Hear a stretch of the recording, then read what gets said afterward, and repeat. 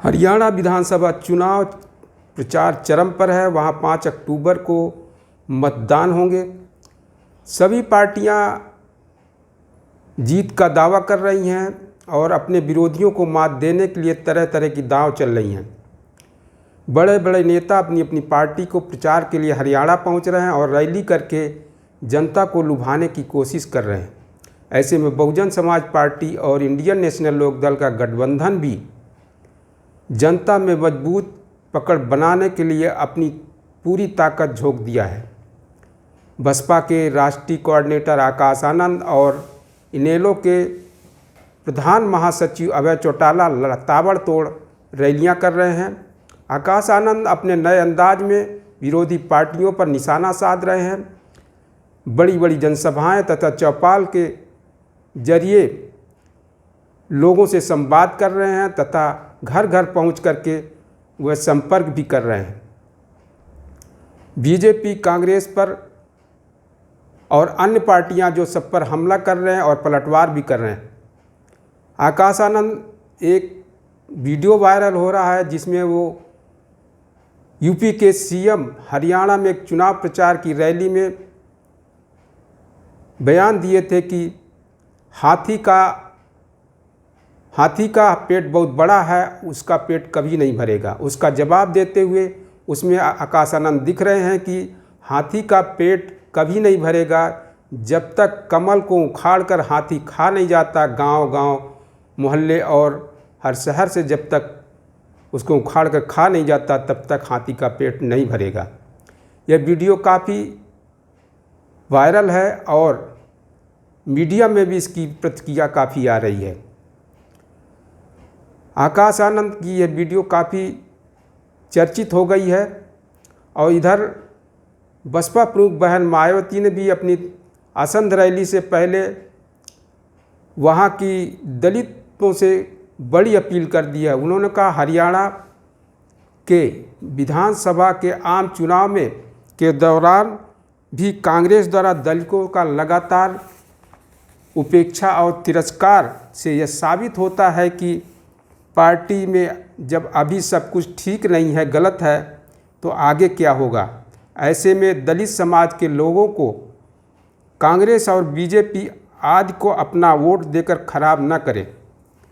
बसपा प्रमुख ने भी आगे कहा है कि वैसे भी आरक्षण विरोधी रही कांग्रेस के नेता राहुल गांधी यह कह रहे हैं कि वक्त आने पर आरक्षण खत्म करने की बात कर रहे हैं। अतः दलित अपना वोट एक तरफा तौर पर बीएसपी को ही दे, क्योंकि यही पार्टी उनके हित व कल्याण की सुरक्षा तथा संवैधानिक हक दिलाकर उन्हें शासक वर्ग बनाने की लगातार संघर्षरत है। बसपा प्रमुख ने कश्मीर में हो रहे चुनाव में वहां भी दलितों के लिए एक बड़ा संदेश यानी अपील की है। उन्होंने जम्मू कश्मीर के चुनाव में भी दलित वर्ग के लोगों को वहां के कांग्रेस, भाजपा, अन्य किसी गठबंधन आदि के मिथ्या वादे व अन्य बहकावों में नहीं आने को कहा है, बल्कि इनके दलित विरोधी इतिहास को ध्यान में रखते हुए अपना कीमती वोट एक तरफा तौर पर बीएसपी को ही दें।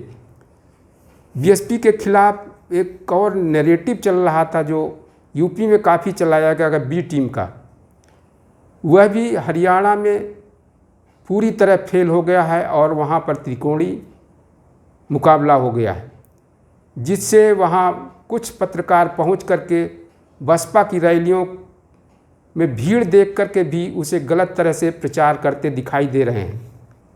इधर कांग्रेस जो है अपने अंतर्कलह और गुटबाजी से परेशान है, तो बीजेपी अपनी 10 साल की एंटी इनकम्बेंसी और बगावत करने वाले लोगों से जूझ रही है। दोनों पार्टियों के यानी भाजपा के 8 लोग बगावत करके चुनाव मैदान में हैं और वहीं कांग्रेस के भी 16 लोग बगावत करके चुनाव मैदान में अपनी ही पार्टियों के खिलाफ चुनाव लड़ रहे हैं। हालांकि दोनों पार्टियों ने उनको पार्टी से निष्कासित कर दिया है, लेकिन वो बीजेपी की 8 और कांग्रेस के 16 जो बगावत करके चुनाव लड़ रहे हैं वह अपने निजी प्रभाव से अपनी अपनी पार्टियों कांग्रेस और बीजेपी को नुकसान भी पहुंचा रहे हैं। ऐसे में वहाँ पर पूरी तरह से त्रिकोणीय मुकाबला हो गया है। हरियाणा में बहुजन समाज की मुखिया बहन मायावती की जब से वहाँ रैली हुई है और ज़बरदस्त भीड़ वहाँ पर इकट्ठ हुई है, कांग्रेस का और आकाश आनंद का नए अंदाज में प्रचार करना और अभय चौटाला की मेहनत ने मुकाबले को वहाँ पर त्रिकोणीय बना दिया है।